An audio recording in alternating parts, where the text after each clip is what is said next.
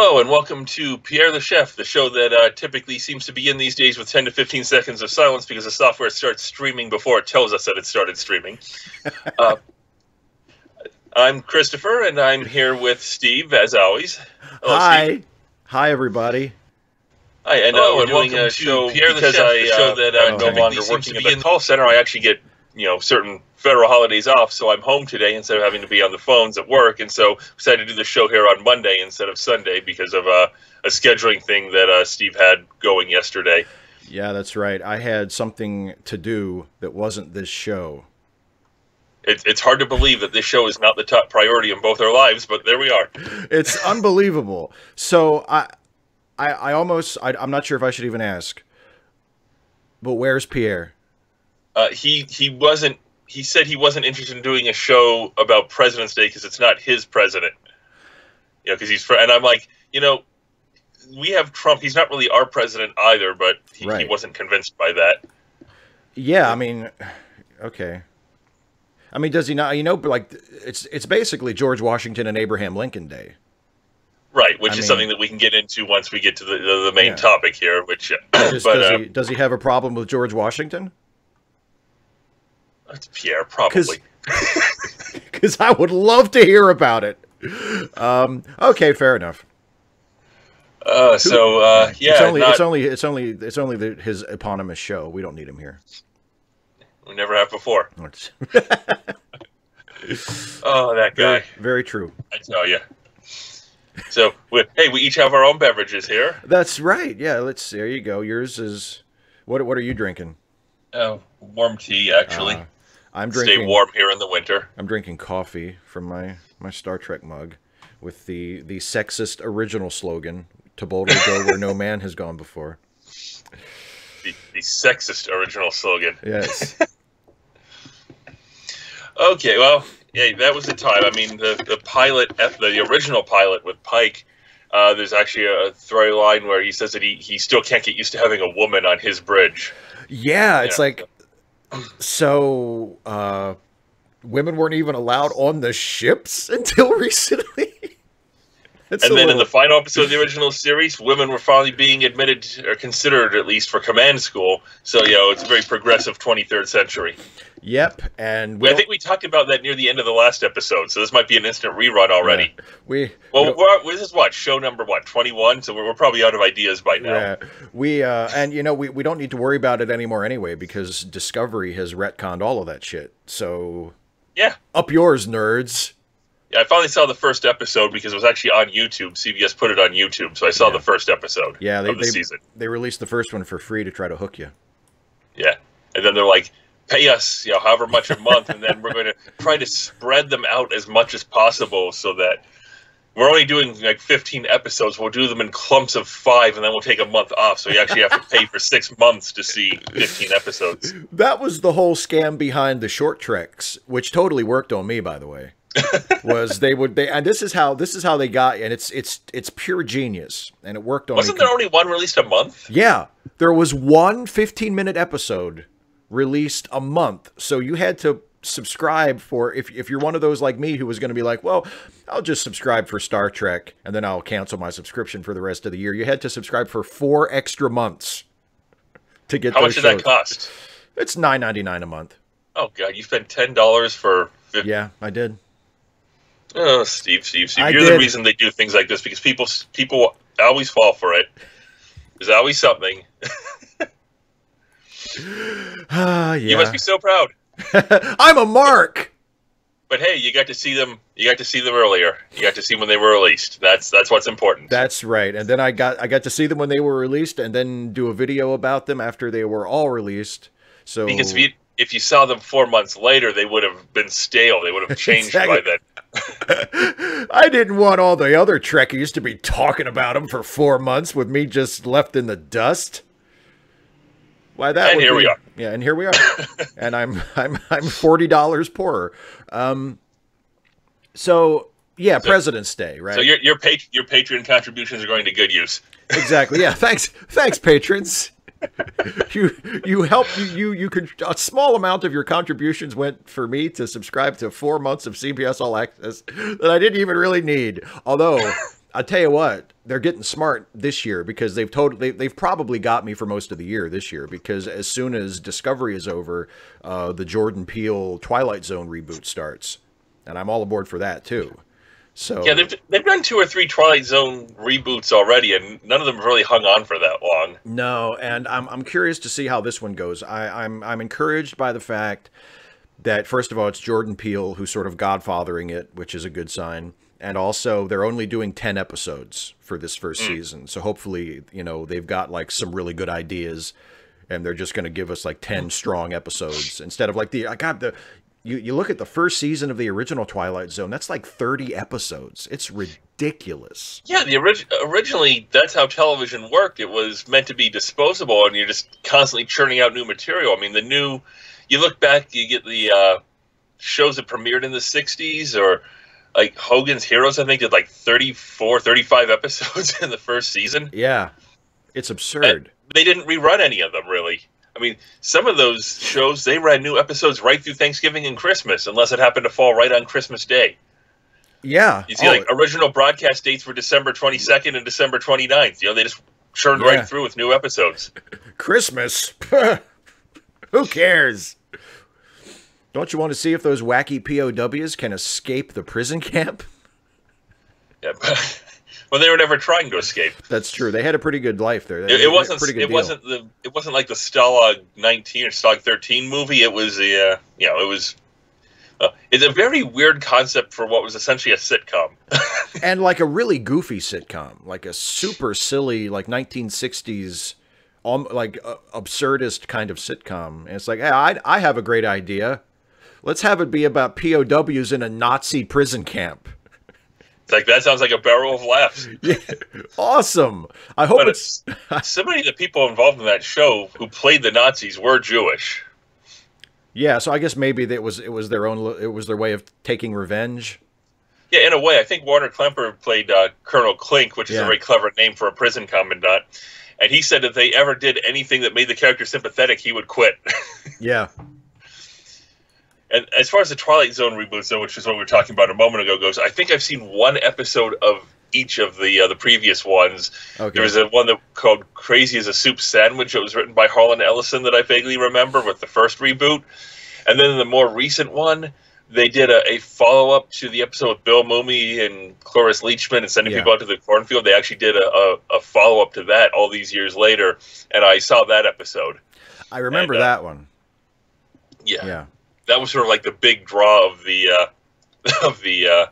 that particular reboot. I think it still only went 1 year, didn't it? Yeah. Well, I mean, yeah, it wasn't that great, if I remember correctly, because I think I ended up watching most of it, and except for the episode you just described, the sequel to It's a Good Life, I don't remember any episodes of it. Like, I remember watching it. I know that I watched it, but it left no impression at all.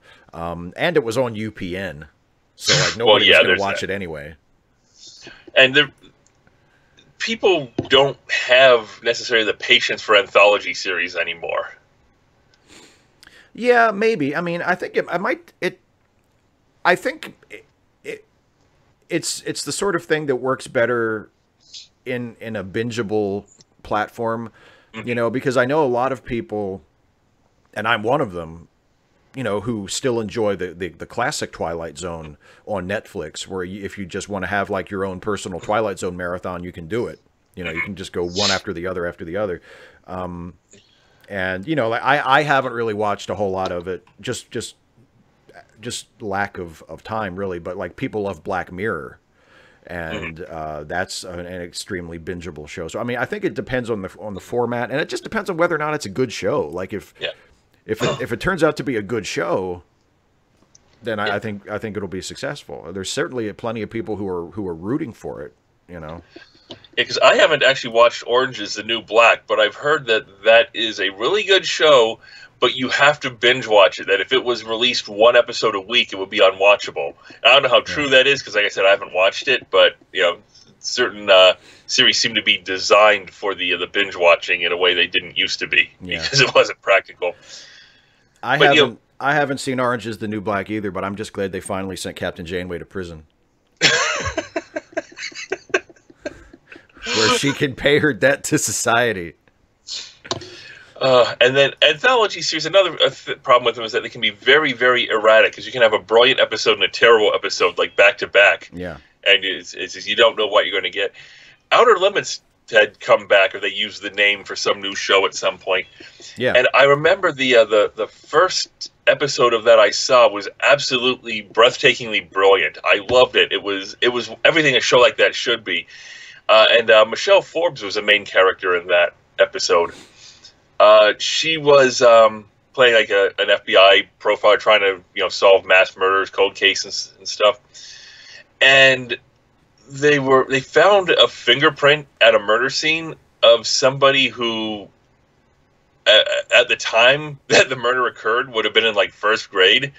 She's like, I don't even know what I'm doing here, and she left. And then you see the woman who they accused, who they were questioning, go back and erase the fingerprint. Long story short, what turns out is that she was waiting until people were convicted, like serial killers were being convicted and then executed. And once the execution was carried out, she would go back and kill them just before they committed their first murder. So she was stopping serial killers, but becoming one herself in the process. That's a really, really good concept. Yeah, and the ethics of it. And she was trying to build, and then she kept remembering the different timelines, because she remembers when they were convicted and then when they weren't, and waiting until they were actually convicted and executed, and then she's just carrying out the execution a little bit earlier. And she was trying to build up to take care of the one who had somebody who had traumatized her in the past that she survived, but she was trying to build up the personal courage to do that one to protect herself and change her own timeline.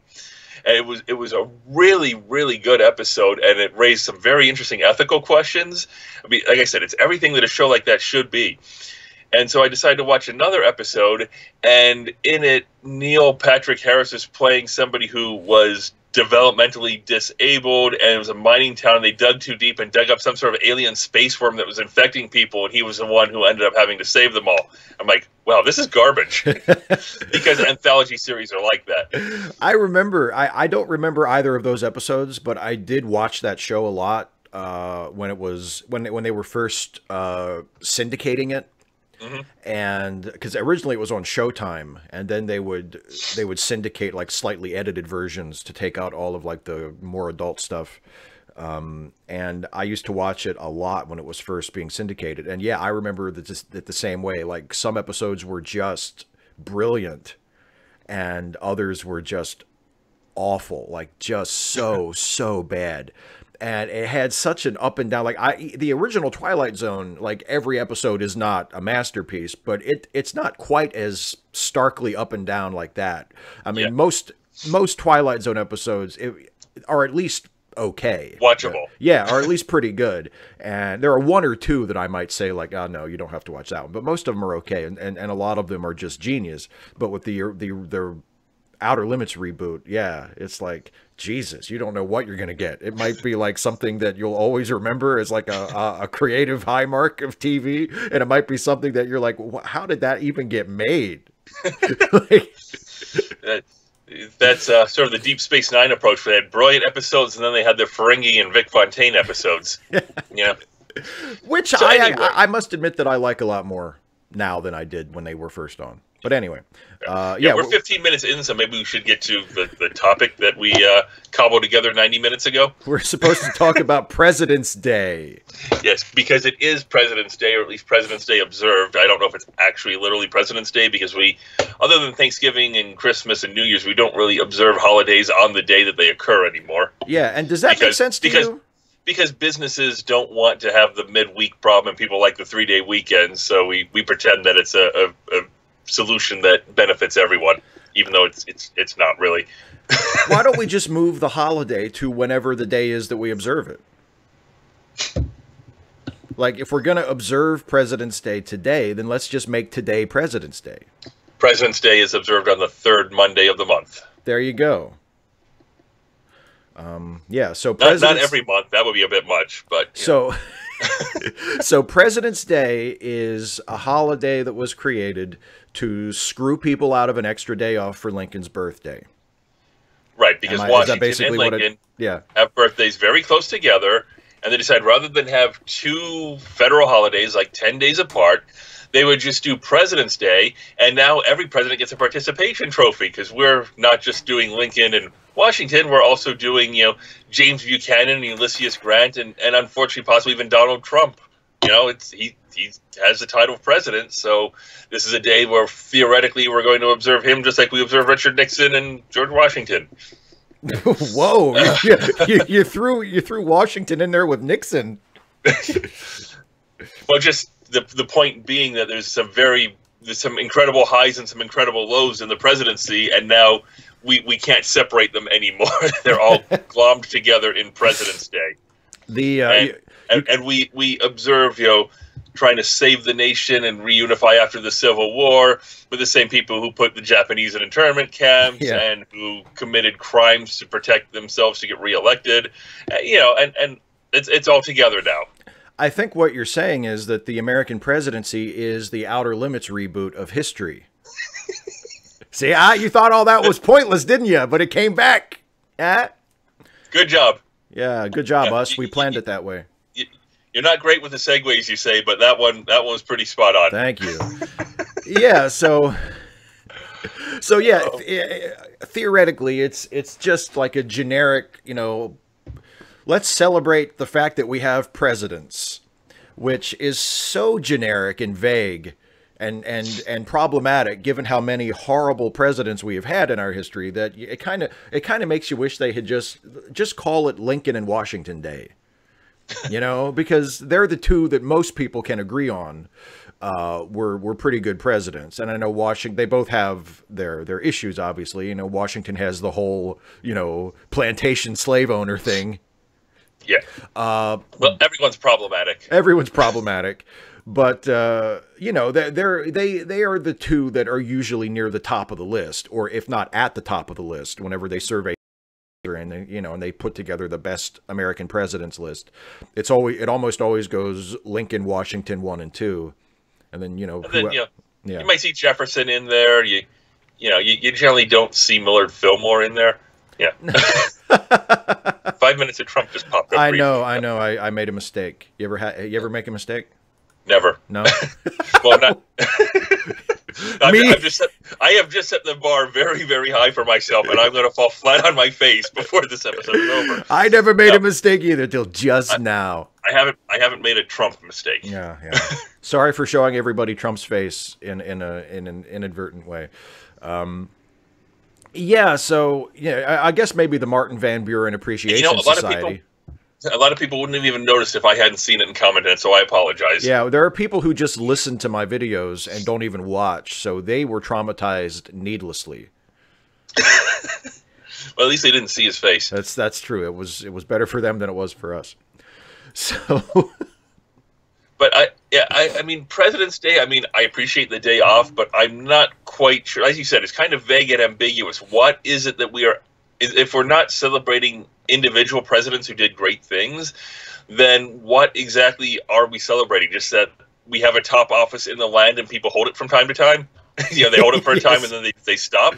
I'm not sure what the actual celebration or holiday is for. What are we honoring here? Yeah, and if we are meant to honor the presidency just in general, I mean, isn't that the sort of mindless reverence that we broke away from England in the first place to avoid? Like, isn't that why we decided to have an elected head of state instead of, a patrilineal monarchy? Because we didn't want to have people revering the office or revering the person holding it. Should we even have President's Day, or is it just another example of our naked hypocrisy as Americans? No, it's probably the naked hypocrisy thing, most likely. I thought so too. Yeah. I mean, we wouldn't have a President's Day if instead of both being born in February, one had been born in February and one had been born in August. We would still have Washington Day and Lincoln Day. Yeah. And Mrs. Lincoln would certainly have died in childbirth if she had waited that much longer to bear the child. I mean, that would have been just awful for everybody. That is early 19th century. But we'll go with it. the early, I mean, what was he? Lincoln was born, what, 1809? That would have been horrible, you know? Actually, I do remember that because I remember that we had something that was hanging up in the one classroom in elementary school, and it had Washington and Lincoln because, again, they're generally considered the two top presidents, and they were 10 years apart. George Washington died in 1799, and Lincoln was born in 1809 and considered Washington to be, apparently Washington was at least the early one of Lincoln's idols of some sort. So, you know, it's, because I remember it was 10 years apart. So I have a head for numbers. Weird numbers get stuck in my head, and I can never get them out. So the fact that the fact that Washington died in 1799, didn't even make it to the 1800s, and then Lincoln was born in 1809. Those are numbers that will be stuck in my head until the day I die. I'll be at the point where I'll be senile and I won't remember my own name, but I'll remember that. Your children will like be crying at your bedside, heartbroken that you don't remember them. And you'll be like, did you know that Abraham Lincoln was born in 1809? And there's a funny story as to how I remember that, whoever you are. Oh, God, here he goes again. It's the third time Dave's told us that. Which plug is it? Which plug do I pull? Yeah, which I guess technically that's not especially funny considering the reality of that. But because last time we were in the emergency room and Kristen was outside the one room where a person who had that sort of dementia or senility had broken his leg the night before and was senile and didn't remember why he was in the hospital, and his son or someone was in there and very patiently. Kristen heard in like 90 minutes, they had to explain to him like over a dozen times where he was and why he was there. Oh, man. Because he didn't remember breaking his leg.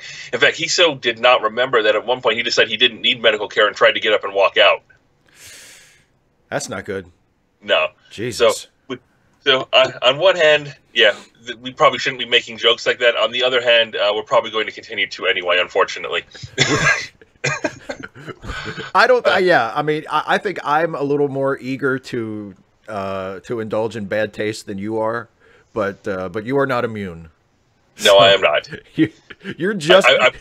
I'm probably less inclined to than I was in years past. Yeah. But I've never completely outgrown that and probably never will. Yeah, I would say the same. I'm less inclined than I have been before, but you are just that much ahead of me that you can step in front and pull me back and be like, whoa, no, I don't think, just, you know, because otherwise I'd be like, and here's some more dementia jokes.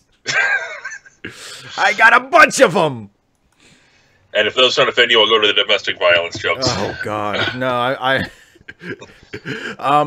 Speaking of dementia, President's Day.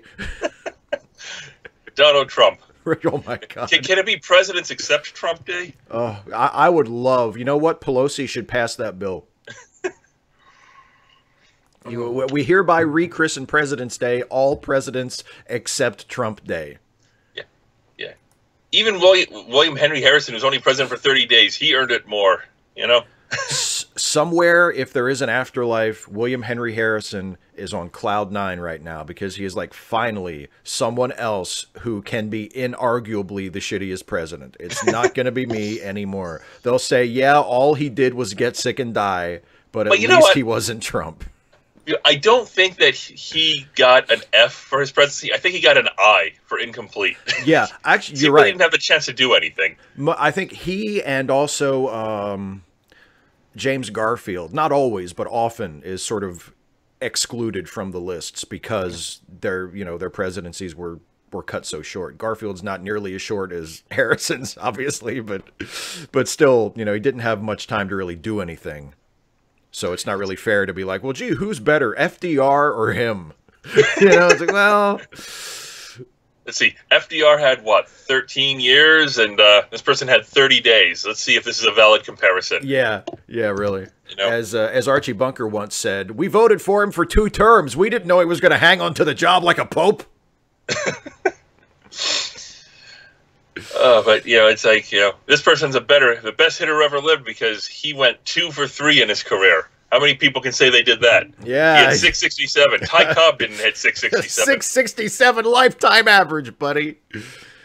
What do you mean there's a minimum number of at-bats? Nobody told me that shit.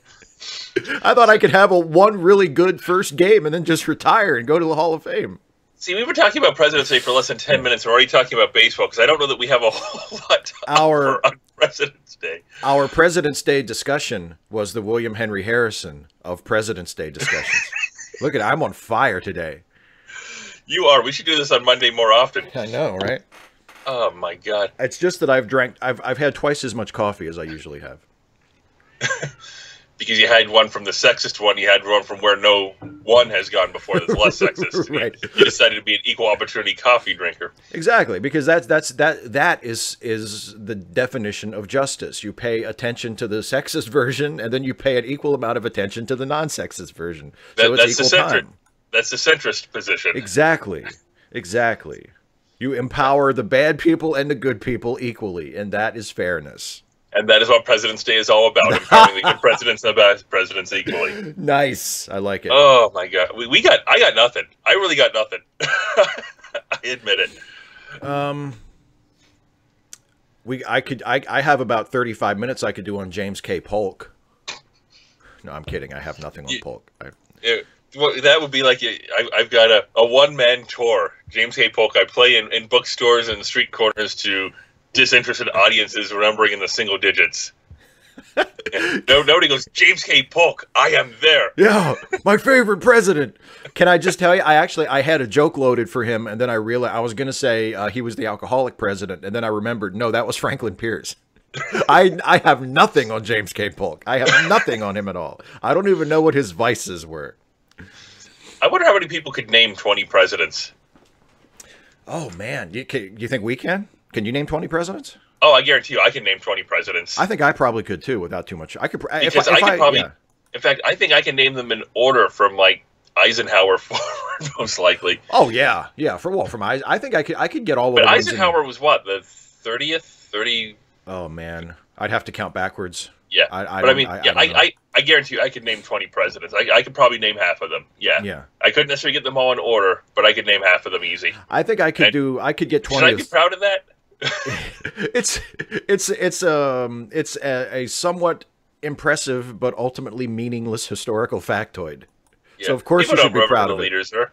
Listen to a trivia thing in the morning that they do on the one show, and they were trying. It was a trivia question. They said, "Who was the leader of France when they made the Louisiana Purchase to the United States?" And do you remember who was the leader of France? Or the leader of France? When they did the Louisiana Purchase to the United States. Who sold the Louisiana Purchase to the United States? I have no idea. No idea? The leader of France. Yeah, I actually got this right. Neither the person who was calling in nor the person on the show who normally does this got the right answer. I don't know. Yeah. Napoleon II. No, Napoleon Bonaparte. The Napoleon. Yeah, Napoleon Bonaparte was the person who did that to help fund his various wars that were going on. Napoleon. And the one person said King Louis, he didn't know, and the other one made up King Jacques. King Jacques! I love it. Yeah, Pierre was a little unhappy about that as well. Well, he doesn't know anything about our country's history. Except for Doesn't he have dual citizenship? Yes, he does. I mean, you have to pass a historical, a history test to become citizens. And it's like, I guess I think he cheated. I think he just he just filled in random circles on the Scantron and got lucky. Or they gave him a pass, like when in that episode of The Simpsons, when Apu was taking his citizenship test, and they asked him, what was the cause of the Civil War? I was just thinking that. He launched into this like long fucking essay answer. Yeah, in addition to the obvious economic and stuff, it's like just say slavery. Just say slavery. Slavery it is. I was literally thinking of that exact same thing. We both have Simpsons on the brain. I think that's another thing that's a thread that has gone through our friendship for the whole time. Yeah, just an obsessive knowledge of the Simpsons. I watched the first act of the season premiere online, just the first act, and it's one of those things where it's like I'm watching this and apparently Lisa was doing something on stage in front of the school, and the bullies, they dared Bart to pull the fire alarm, and he wouldn't do it. And then apparently everyone, including Homer, was saying, "You always take a dare." I'm like, what? So to get the monkey off his back, he jumped off the dam. Bart jumped off the top of like the hydroelectric dam, and landed on a concrete platform and ended up briefly in the hospital until the first act was over. But I'm like, wait, what? And there was one line that made me laugh, and it was Homer said, "As somebody who has fallen off cliffs many, many times, the proper thing we should be doing here is to teach him how to fall off cliffs." And I actually kind of thought that was a little clever, but for the most part, I'm just watching it and I'm like, this is just there. Yeah. It's just like what I was saying about the Outer Limits reboot. Like because I've been watching it. I watch it every week. And the Outer Limits reboot? The Outer Limits reboot, which is weird because they haven't been making any for like 15 years. No, I watch The Simpsons every week, and some of it is good, some of it is not good. Almost every episode has at least a couple of moments that are really funny, but it's completely forgettable. Like I don't think, other than this week's episode, which I remember because I just watched it today, I could not tell you anything about any of the individual episodes from this season so far. Like they have all completely gone from my memory. They have left no impression at all. Like most presidents. Yeah. Hey, boom. This is how we're going to do our President's Day episode. We're just going to turn everything into an analogy for President's Day. It all comes back. Oh God, are we going to be able to count this as our 5 minutes of Trump that we talked about President's Day and therefore we included him and that's our way to weasel out of it for this month? Well, we can, and we can segue into our brand new recurring segment. Oh yeah, I actually had the idea of a new recurring segment, and do you want to announce it or should I? Well, yeah, sure. Because we figured that this is going to be a recurring segment, that we're like actually required to make this a recurring segment because Steve took the time to put together a graphic for it. Exactly right. And once we've put that sort of effort into it, I mean, that must have taken you what, 10, 15 minutes easy? At least. Then once we put that sort of effort into it, now we're committed. Exactly. So this is a new recurring segment. We probably won't do it every month, but we'll do it from time to time whenever we feel it's necessary. Because which will probably be almost every month. Which will probably be almost every month because unfortunately we have this very disillusioning phenomenon. It's very important, but it's very disillusioning where you find out that someone you've been a fan of for a long time did something really shitty and inexcusable to somebody, and now you have to figure out what the fuck do you do with them. So we're going to examine a couple especially when they're generally unrepentant about it. Yeah. Because many of them are. It's not so much, I did a bad thing, it's, oh shit, I got caught. Yeah, or, yeah, I did it, what's the problem? Mm-hmm. Yeah. So we're going to take a look at a couple of the more recent examples of this phenomenon in our new recurring segment, which we are calling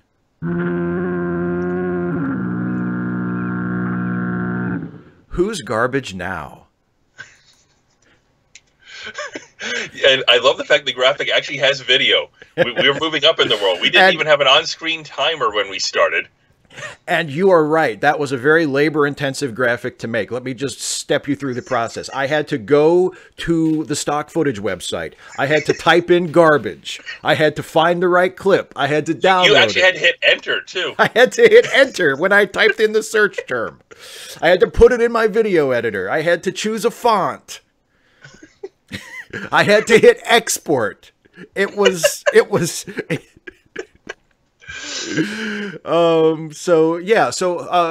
this was your suggestion, and you came up with, actually, you didn't tell me about one of them, but one of them, the one that is unfortunately sort of tangentially related to Star Trek, I think you were the first one to tell me about, and then I looked into it and found out more about it. Yeah, I sent you the link in a private message, and I think the question asked, is everybody garbage? Yeah. Which yeah, it turns out pretty much everyone is. And if you make it a yes/no question for the segment title, it doesn't work. You say yes and you're done. So by making it Who's Garbage Now, we can turn it into an ongoing depressing segment. Exactly. Its potential is limitless. Just like the potential of the United States presidency. The potential is limitless and often very, very disappointing. Yeah. In actual execution. The potential is unfortunately limitless in both directions. It can be unlimited good or unlimited awfulness. It just really depends. But yeah, so who's garbage now? Well, the one I sent you, and I blank on the pronunciation of his name, unfortunately, so you're going to have to say it. But, it's Mignogna. Mignogna? Yeah. Vic Mignogna. Yeah. I only became aware of him when Steve pointed out the fan videos, Star Trek Continues, where, as the person who had put together, Vic Mignogna basically cast himself as Kirk, as the people who do these things always do. I thought he was actually a very good Kirk, and I knew he did some other, mostly voice acting with anime and so on. Mm-hmm. And now it turns out that he has a long history of sexual harassment and, just being, shall we say, aggressively friendly, unwanted touching, hugging, kissing with women, sometimes women underage a bit. And this has been an ongoing thing. Apparently, this has been an open secret within the anime community for like a decade or more, and it's finally starting to gain traction, which is always the weird thing when these things that everyone knows spontaneously gain traction, but that's where we are. So as far as who's garbage now, Vic Mignogna is one of them. Yeah, that's really disappointing because as you know, and as a lot of people who watch my videos know, I mean, Star Trek Continues is one of my favorite things.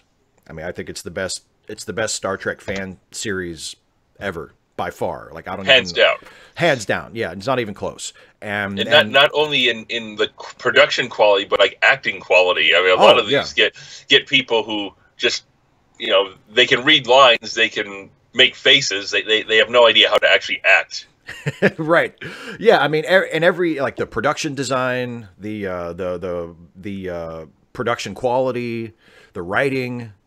And that's an important one too, the writing. Yeah, it's just a really now it's finished. They're not doing anymore because Paramount and CBS cracked down on fan films because of Axanar. It's all Axanar's fault. Yeah, it is. Thanks a lot, Axanar. Thanks a lot, Axanar. What do you think is going to happen when you're doing a fan production with a budget that's going to exceed $1 million? What do you think was going to happen? Yeah, and you're hiring people who actually worked on the show and on the movies to do your fan production. You're basically doing a crowd-funded rival show to the actual show. It's like, yeah, they'll probably let us do this. Yeah, but anyway, so Star Trek Continues is all the episodes are done, all the episodes are available online. So if finding out that Vic Mignogna is a fucking creep hasn't ruined it for you preemptively, and I don't blame you if it does, you can check that out for yourself if you haven't seen it. But it really sucks because that show is so great, and I can only imagine. I don't pay any attention to anime. I was not familiar with his voiceover work, but that's where he really made his name, and I can only imagine how disillusioning it is for people who are big fans of his anime work, who have years and years and years of stuff that he has been involved with that they now have to decide what the fuck to do about because it turns out this guy is a creep. There's always the difficulty of where do you draw the line between the art and the artist? And it's a tough question, and in a lot of cases, I think it's a personal thing. It's an individual thing. There's not a set answer to it. And there's also the issue of, well, how severe was the offense, which is another thing that will vary from person to person. And, the sexual harassment, and you got people who actually commit sexual assault. You got, where's the line? Excuse me. Where's the line? The line varies from person to person. What is acceptable and what isn't, or how much you're willing to overlook if the art is still good. So it's an individual determination, and for some, they might look at what he's done and say, I can still enjoy what he's worked on, and some would just say he's involved with it. I can't be a part of this anymore. Yeah, and both reactions are completely fine. And completely legitimate, and I mean, and it can even vary with individual people from time to time. You know, like I know for me, the first time in my adult life that I ever remember having to sort of grapple with something like this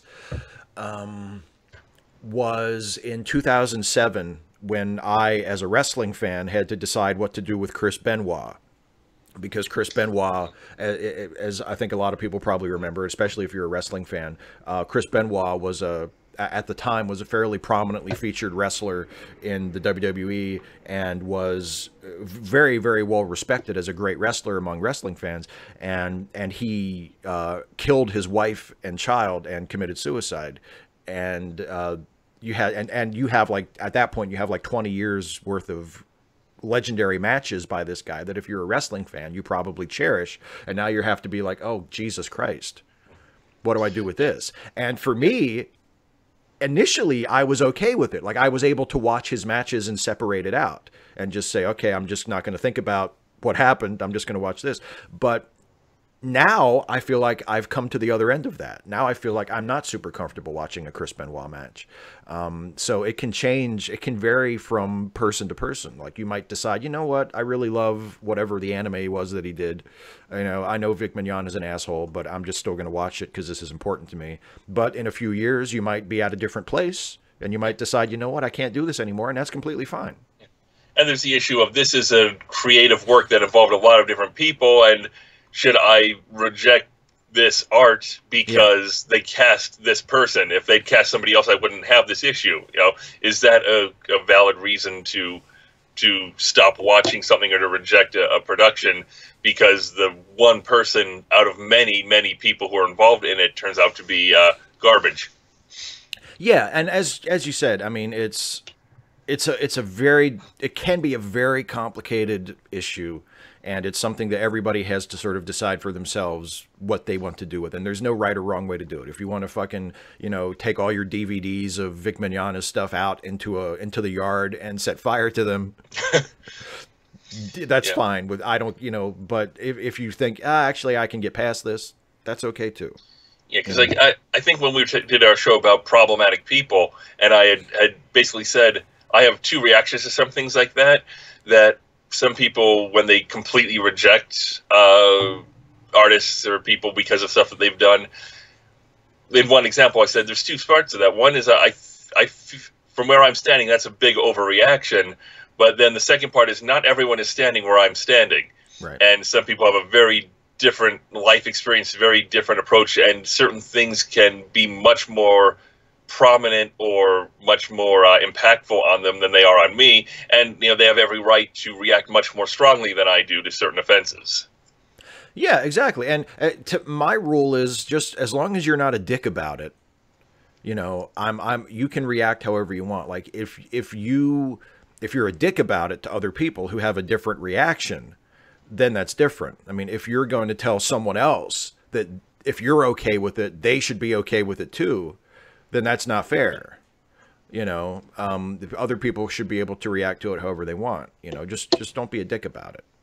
Yeah, and it's not like when these allegations come out that this is just one person making a random allegation. I mean, with Vic, there were all sorts of people posted photos of things where he was hugging or aggressive or very, very free with the hugs or kisses and stuff that people weren't necessarily requesting or interested in. So I mean, when you get a series of pictures over a number of years with the same thing happening, you know that's a fairly solid evidence trail. Yeah, and also we haven't mentioned yet, and actually, when this was brought up during one of my recent Ask Away live streams, I had to be reminded of it then because it just hasn't been talked about as much. But there have also been accusations of repeated incidents of homophobia from Vic. Yeah.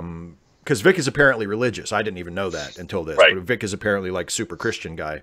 And people have come forward with anecdotes about how, you know, maybe like they mentioned to him at a signing or something that they were gay, and he would say something kind of not like outwardly hostilely bigoted, but just kind of dismissive or kind of, you know, or a passive aggressive type.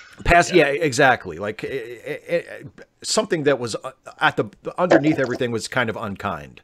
in reference to their sexuality. So that's another issue as well of, transphobic. Yeah. And, when we were first talking about this, we talked about how he threw out the he played the "I'm a Christian" card as sort of a get out of jail free attempt.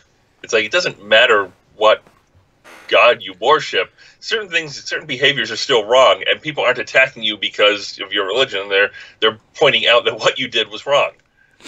Yeah, exactly. Your religion's not an excuse. I mean, the thing that I went to yesterday, was a meeting. It was a kind of like a community meeting about LGBTQ issues in Shepherdstown, which is like one town over in West Virginia from where I am, and it was facilitated by this group, Hagerstown Hopes, which is a Hagerstown-based LGBTQ equality group, if you can believe such a thing exists.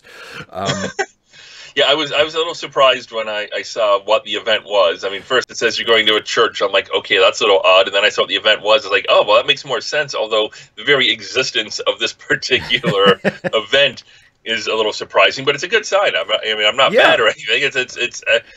I'm actually kind of, it's kind of an encouraging sign.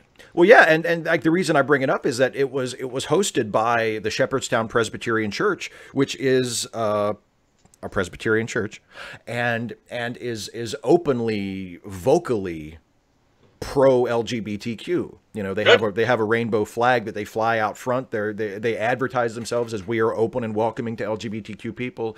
They have LGBTQ people in their regular congregation. Like, if you're gonna do religion, that's the way to do it, and I think that's wonderful. Like, I'm still not a Christian. I still don't believe their religious beliefs, but I applaud them for being a welcoming and providing a community space for people who really need it. And so they're using their Christianity as a reason to be inclusive, and to be loving and to be welcoming to people.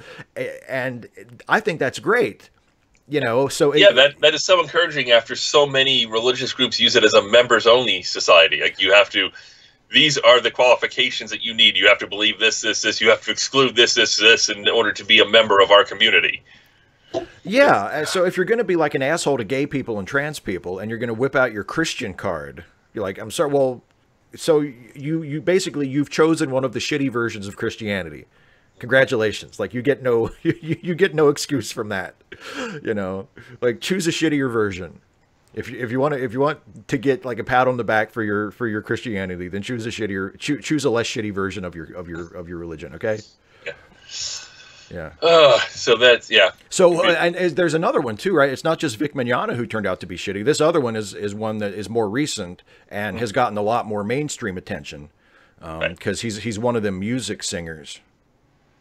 Yes, that's and I really didn't know a whole lot about him. The name of Ryan Adams has been very big in the news for all the wrong reasons here recently, with a number of allegations and behaviors that have been, shall we say, problematic, or more properly say, unacceptable. Yeah. This one has been a little easier for me personally to deal with, because I don't know if I've ever heard a single Ryan Adams song. So it's just like when people are like, we're going to boycott Chick-fil-A. And I'm like, I'm there. No problem. It's a default boycott. Yeah. It's like when I'm not watching the Super Bowl this year either. Fuck them. Like, I wasn't going to watch it anyway, but I'll jump on. Sure. But yeah, so I think some of the accusations against Ryan Adams are fairly serious, are they not? I mean, sent sexually explicit text messages to somebody who's underage. That's fairly serious. Yeah, and also I think that's probably the most serious one. And also, I think a couple of people saying that, like, he sort of dangled like career advancement in exchange for sexual stuff. That's very, very common. That it's one of those things like, tolerate my behavior or I will sabotage your career. Yeah. That's the mark of a confident person. Yeah. Oh God, isn't that the Trump approach? Oh yeah. Hey, you want to talk about the bringing it back to President's Day? Ah. Yeah, like if we had a day for people who did anime voices, all of a sudden we're going to be automatically honoring Vic as well, because he does that. Oh, God. Yeah. We're really reaching for this President's Day stuff, but we didn't think this through really well this time. If we want to have a day for Trump, we should call it National Emergency Day. Because it works on levels. There's different levels. You know, you're making fun of him, but also you're sort of, I mean, he's sort of the emergency. So it's like it fits in multiple ways. He openly admitted it's not an emergency. When he was announcing it. Yes. I mean, it's one thing if it's like a Nixon tape sort of thing, where like he gives the speech and he's like, we have a national emergency, we have to send the army to build the wall. And then like it comes out a couple days later that he was recorded secretly in the Oval Office going, there's no emergency, I didn't have to do this. But like... He openly announced that there was no emergency and he's just doing this to get it done faster. Are we still doing who's garbage now? Because Trump is not a recent revelation that he's garbage. Who's garbage since 70 years ago? Trump. And I have a question. When we wrap up the Who's Garbage Now segment, since we're just figuring this out as we go, are we doing the graphic again at the end to wrap it up? Do you think we should, just to get our money's worth? I think that we need to get our money's worth somehow. And you put enough time into it we should devote as much airtime as possible to the graphic. I did. I forgot to say when I was describing the process, I also had to resize certain elements and add transitions and such, so that added to the labor that I needed to expend to make that. So And I hate to suggest that perhaps you should expend more labor on this, but does the graphic end by resetting back to the original image? Yes. What should I do instead? Give me more work to do. Should it just end on the final image in the video rather than looping? I can make it to not loop if that would make you happy. I think it would look better if it did that. Oh man, it's not going to be done for today's show. No, I'm gonna. That's gonna be for a future thing. Yeah, that's not gonna happen But we've touched on Vic and Ryan. Yes. Who I'm sure are very happy together. They deserve each other. Can we please buy an island and just ship these motherfuckers over there? It can be a very large island and we'll still overfill it beyond capacity. Yeah. And let's make it like, an island in the Antarctic Circle or something. Not something nice. No, I don't want, not something with nice weather. Right. We can do one of those what's the shittiest Aleutian island? Now, there's some esoteric knowledge that somebody could have and remember on their deathbed. Of all the Aleutian Islands, the worst is definitely... I assume that each of the Aleutian Islands has its own name, but I've never heard of any of them. They sort of get lumped together, like the presidents do now.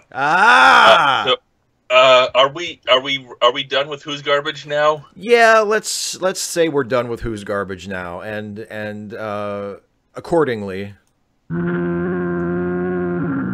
And now we know Who's Garbage Now. There you see, I like that. You bring it back. That's some fancy stock footage there. Thank you. There were other options. There were a couple of different shots of basically that, of a dump truck backing up and dumping garbage. There was a nice shot of just of a landfill with like seagulls picking at the garbage. I considered that. There's really, and it's surprising how many stock footage clips of landfill or garbage truck related things there are. But you know what there's even more stock footage of? What?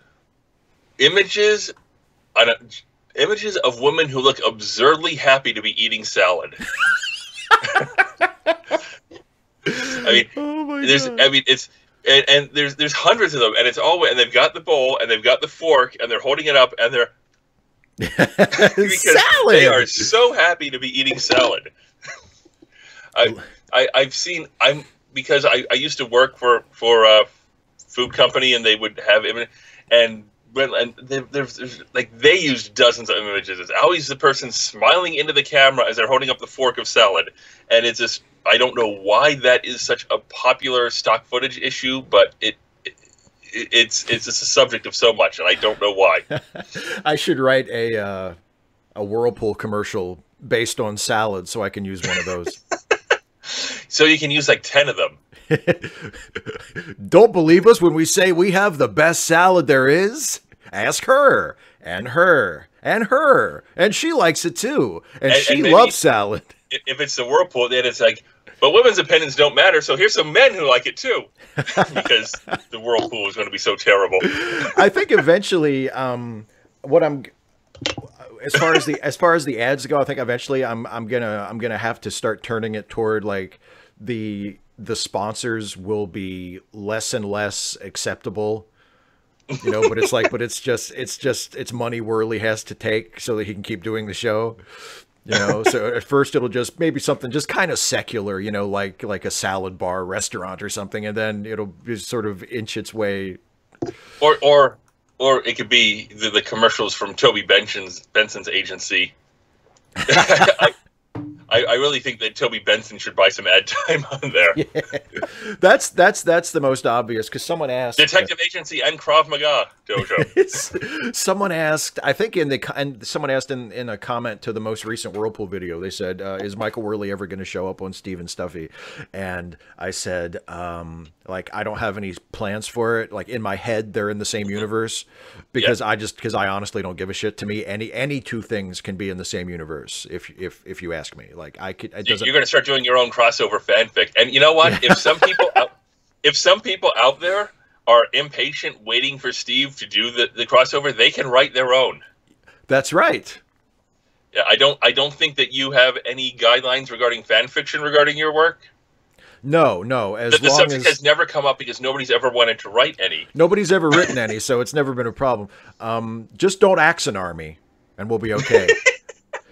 Yeah, because at that point your budget is way higher than his, and that's a bad way to go. Yeah, don't crowdfund more money than I have to produce things based on my shit, and we'll be fine. Yeah, the $1 million episode of riffing on Mail Call. They don't have that. Mail Call will get upset because you're like, our newspaper doesn't even have that budget. Yeah. Hey, give us the money. We'll share a drink here. We each have our own drink at this point. Yeah, it's. But I think the best way to do a crossover would be just to do that. Would be to have Toby Benson or some other entity from Steve and Stuffy like purchase ad time on the Whirlpool, just to throw a little Easter egg in there. Yep. Or you can put in a plug for your own Ensign's Log podcast or something like that. I mean, can you ever come back from an ad and Worley will be like, "Wait, what was that?" I think I would have to establish a change, because as I'm writing it now, mentally, I envision it that he's not aware of the ads. Like, the ads aren't playing live as he's doing it. No, it'd be kind of hard to portray that it is live the way the cuts go. Yeah, because I kind of like doing the cuts. I'm gradually sort of making the cuts a little bit more intrusive. You know, like there was the one a couple weeks ago where he told that anecdote about catching his mother masturbating, and it cut him off before the end of the story, because like it comes back from the break and he's like, with what I assume was a hairbrush, you know. Yeah, and it's like, oh, he wasn't finished that story, so. And then it's gonna, and maybe what he can do is he can apologize for last week's ad and say that this one will be, you know, that he's personally taking care of this one or whatever, and then it turns out not to be the right. You know, you can go from there. There's a couple of different ways you can go for it, but he could be apologizing for the previous week's ad. Yeah, and maybe he could like fire the person who's in charge of buying the ads or something. I don't know. Although I don't think I like that, because I don't like the idea of people working for him. I like the idea of him being poor and desperate. And he's doing it by himself. Like, yeah, that's why. Because I had a bit in mind for one of the episodes. I can't remember if it's one of the ones that I've already done or if it's one of the ones I have written that I haven't shot yet, but where it would do, because I do this gag a lot in Facepalm 5, where like I look off camera, like I'm talking to someone off camera, and there's nobody there. Spoiler. Sorry to ruin the verisimilitude, but there's nobody there. But like with Worley, I didn't want to do that, because like I want there to not be anyone there. Like, he's doing this all by himself. So there wouldn't even be an imaginary person like standing off to the side for him to turn and complain to. You know, I think it would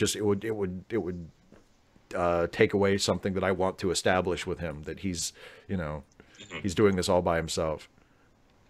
Yeah, that would make more sense. Does he have like a congregation of any kind, or? No, he's not. That's another thing that I think I'm starting to reference a little bit more. That he's a member of the One True Church, but he's not like any kind of official.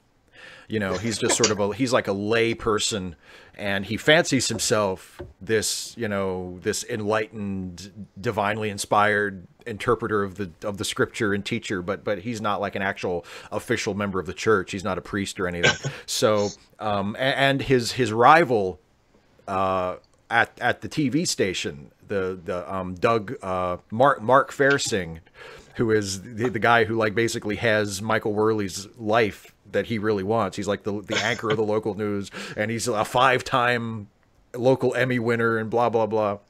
And he gets all and he is not actually a member of the One True Church, but he works for the One True Church's TV station, and he gets all the interviews and gets treated like a celebrity, and he's not actually even a member of the church, whereas Michael is a member of the church and is basically ignored and is forced to like do a YouTube show to get his message out. So I have to admit, this has kind of oddly gone to a point where this sounds like the conversation that we normally have after the show. Yeah, I know, ended. Right? Like, nobody gives a shit about this.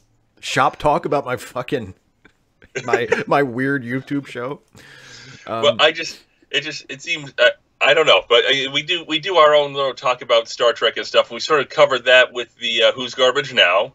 Yeah, that's right. We're kind of avoiding doing 5 minutes of Trump on the excuse that we sort of covered that with President's Day, even though we really didn't cover anything with President's Day.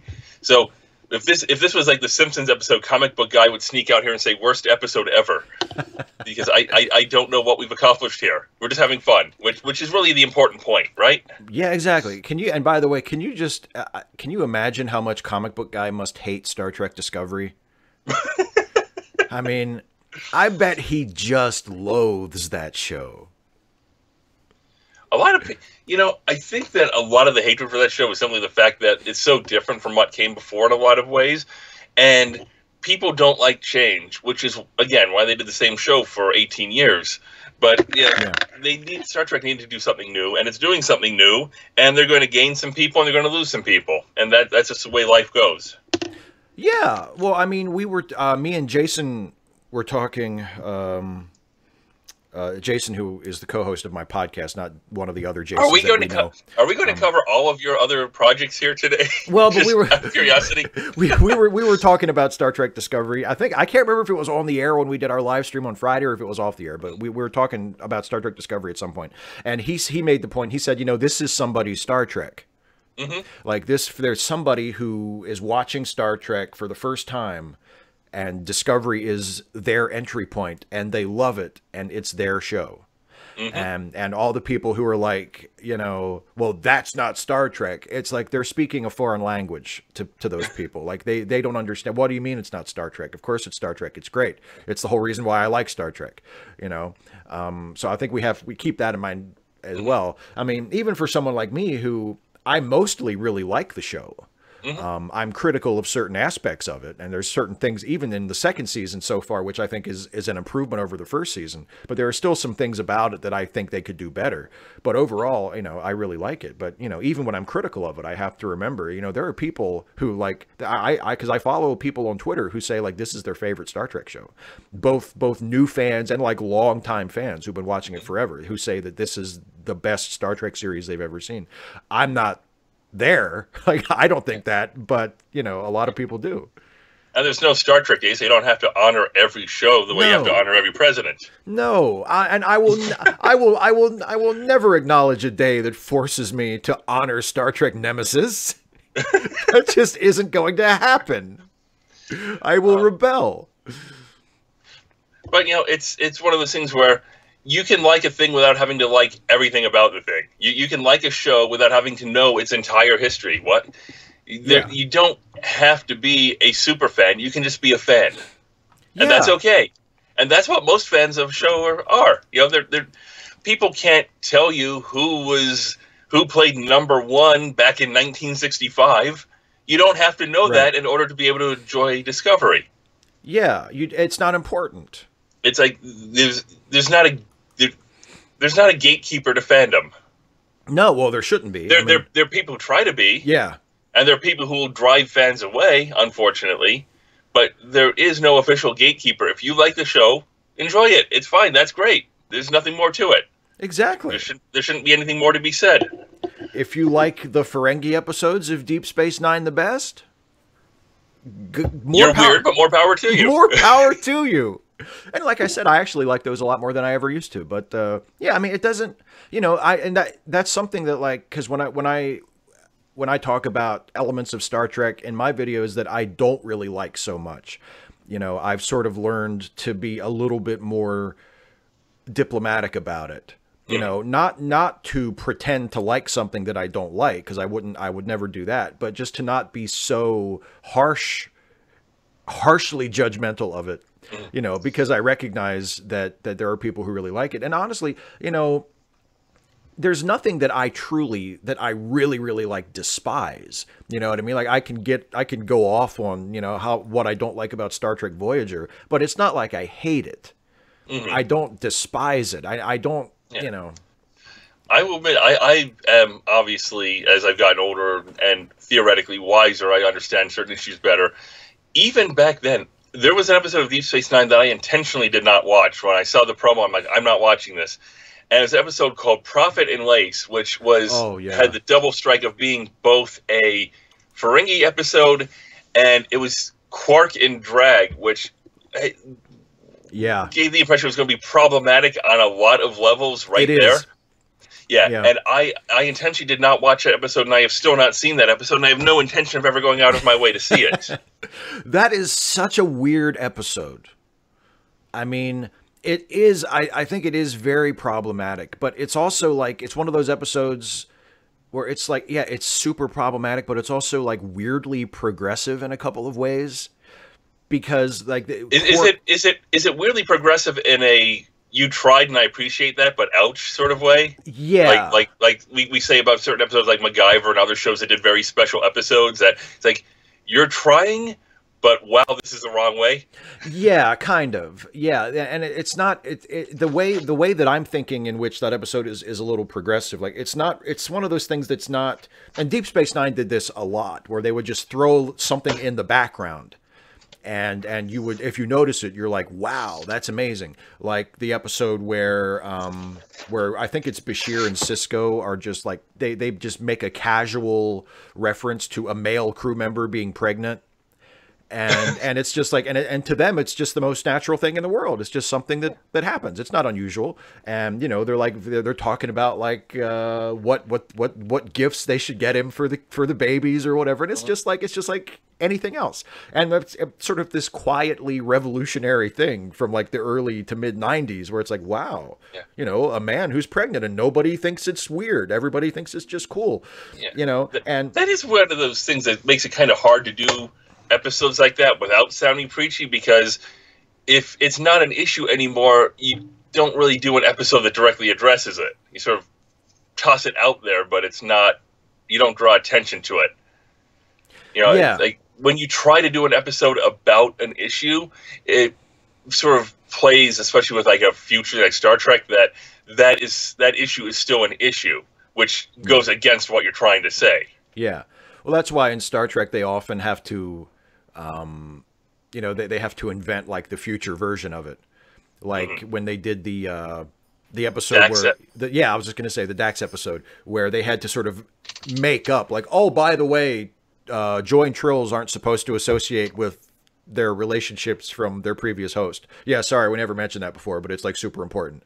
And so they could do like a same-sex marriage episode or like a gay tolerance episode, because in the future, in the Federation, the idea is, well, nobody gives a shit about that. Everybody's cool with it.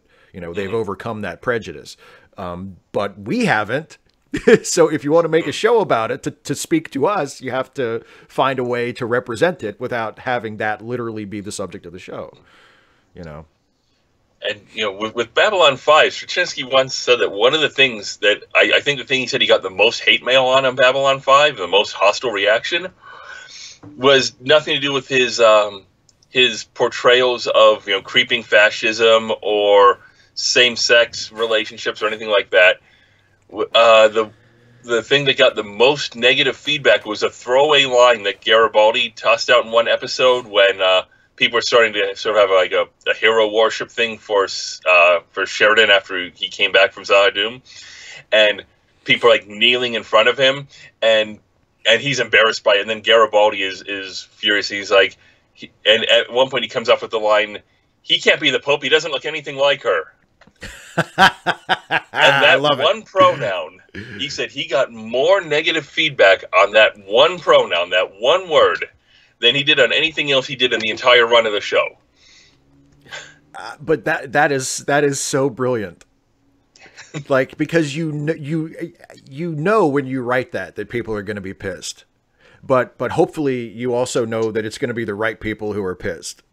You know what I mean? Like you're poking someone in the eye, but it's someone who needs to be poked. You know? Right.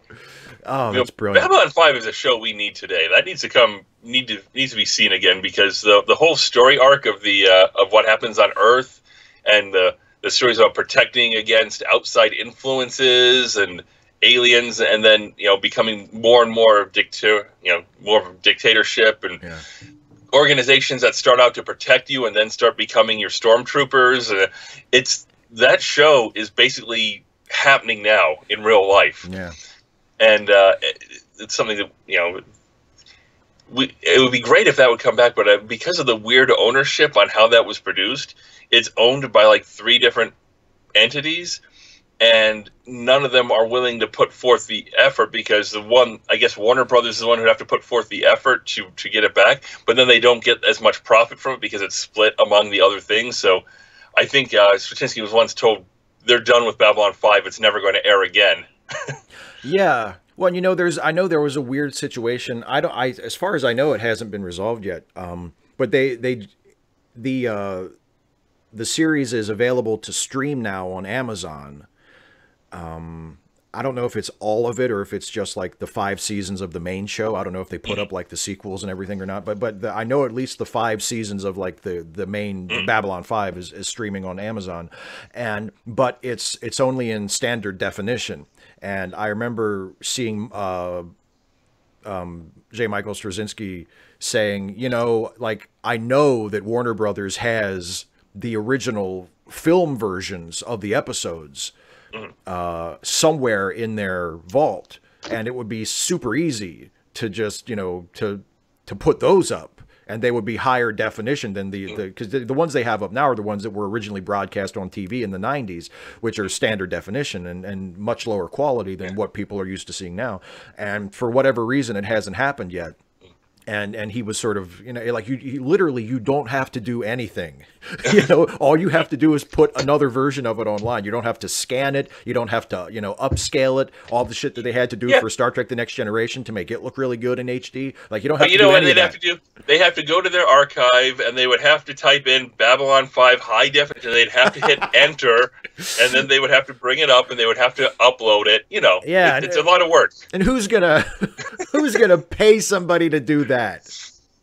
They did some weird thing when they Babylon 5 was actually shot in letterbox format, and they cut the sides off for TV. Yeah, I think that's what he was talking about. Yeah, they were one of the first shows to do that. And one time when they were still in reruns on Sci-Fi, for some reason, the one season, the second or third season, I forget, I think the third, but it doesn't really matter. For some reason, the version that they sent to Sci-Fi to air, they took the TV version and put a black stripe across the top and bottom to make it letterbox. Wow. And at that point, like, half the image was missing. There were scenes where people would be talking and their mouth would not be on screen. And there was one where they did like an episode, like a day in the life of a news broadcast, and they would have to hatchet job that because they have the caption come up at the bottom, saying who it is. And for that one scene, they'd have to lift it. So like Sheridan's head, you'd see it from like here down, and then they would cut and they'd come back and it would be adjusted. It's like they actually had to work to screw this up properly. Yeah, when they could have just used the original aspect ratio that it was shot in. And Straczynski said, please write to Warner Brothers, be polite, do not complain to Sci-Fi. They air what they're given and they have no control over this. Right. because people get very vicious about things like that for some reason. Yeah, and they tend to be indiscriminate and to get mad at whoever is in front of them. It's like, if just like Trump. Yeah. It's like going into, Burger King and screaming at the person behind the counter for some kind of a corporate issue. It's like they have nothing to do with it. Just relax. That one thing I shared on Facebook recently with a customer service where it's a person like yells at the person at the counter, "I ordered 2 large fries," dumps fries on the floor, "and I got hundreds of fucking small ones." Yes, exactly. And a person said, "I can't even laugh because this is what they actually do." These fries are the same size as all the other ones. Exactly. I was going to say something. Oh, the HD issue and the cropping thing. You reminded me. The Simpsons. The episodes of The Simpsons that are available on Amazon. To either there are a couple seasons that I think are available as on Amazon Prime, and then also there's a bunch of them that you can buy the whole season in digital. And when you watch them in HD, the episodes are like cropped to letterbox format. And it really annoys me because, like, I mean, they've done it thoughtfully. Like, they've made sure that it's framed properly so it doesn't have the problem you were talking about where, like, people's mouths or heads are cut off. It mostly looks good. But just give 100% of the image. Yeah. If it's a different ratio, just live with it. Exactly. Like, and the frustrating thing is, like, that's the only way to watch it in HD. Like, you can watch it in standard def and everything looks the way it always looked. But if you want to watch it in HD, that's the only way you can watch it. And it's just really annoying because it's like, I know that this isn't what it looked like. And it's like, I can only see the original Star Wars trilogy in the special edition. I want to see the original. I don't want to see Hayden Christian composited into a movie that was released when he was 4 years old. And it's like, I know you have it. You don't even have to do anything. I know you already have it. Maybe Worley can experiment with letterbox format for an episode or 2. He can do some anamorphic episodes. All right. Well, I don't know that we necessarily talked about much of anything this time because we really didn't have much to say about President's Day, which was a logical theme for an episode done today. But we didn't really have much to add because neither of us quite understand why President's Day exists. No. I tell you, it exists to screw working people. It exists to screw working people out of an extra day off. Pretty much. And I'm sick of it. Says a person who works from home and doesn't actually have any federal holidays. My boss was on my ass saying, "You can't have President's Day off." And look at me, I'm working today. So this is sort of our second potpourri show in a row. Did you ever find out how that's supposed to be pronounced? Potadu, I believe. Potadu. Yeah, Pierre would give you compliments for how you just pronounced that. Potadu. I'm sure he would. And Leto Anor, my friend and viewer who is French herself, would probably be face palming. Yeah, she's watching this. Although we did get some wonderful feedback on the, I found this recently, with the letter that Pierre sent. That I still have this here that was in French and was redacted. I know that on that episode we did get some wonderful feedback from somebody who did speak French and said that the letter was just fantastic when you can actually read what it says. That it's just. Well, I'm glad someone else got some entertainment value from it because poor Pierre was not having a good time. No, he wasn't. You can tell. Like if you can see what the letter says, poor Pierre was not having fun at all. Yeah, and Gordon Ramsay wasn't even there. Gordon Ramsay wasn't even there. Just like I imagine is the case for most of Gordon Ramsay's TV shows. Oh man, I'll tell you, he's made a career out of a lot. I suppose there are people who make careers out of being good cooks, good chefs.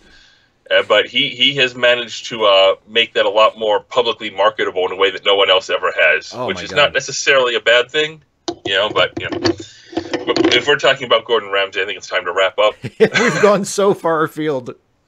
Yeah, we should probably wrap it up, I guess. Hey, if Gordon Ramsay was a president, which one would he be?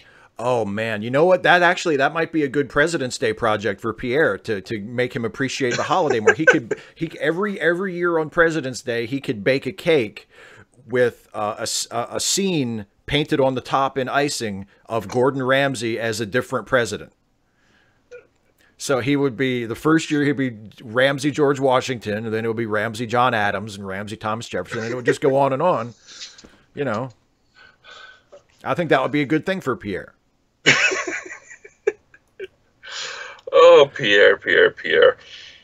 One of these days he's going to show up, but we're not going to know what to do. No, because we'll have a show planned without him, and then he'll ruin everything. God damn it, Pierre! Why'd you have to show up? All right, so for the people who tuned in and watched this episode, I'm sorry we didn't give you a higher quality show, but I think it went well for what it was. And we always appreciate people who watch, because I imagine that Steve and I would probably do this even if no one watched, but still, yeah. It's good to know that some people appreciate this. We would totally do this if no one watched, yeah, or at least I would. Maybe you wouldn't show up, and I would just be here, like, you know. Well, how would that be any different from anything else on your channel? That's true. It would just be, you know what this channel needs? Another video of just me talking about shit. I've cracked it. I've really got it this time. This video of just me talking about shit is gonna really break me loose. Oh, yeah. Man. Oh, man. All right. I think we should wrap up here. So again, thank you to the viewers, and thank you to Steve for actually doing the work to put this together and putting together the new graphics, and which I'm saying need to be improved because I'm an ungrateful bastard.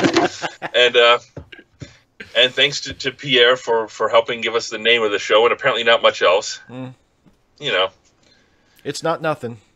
All right. Nope. Thanks for watching, everybody. Goodbye.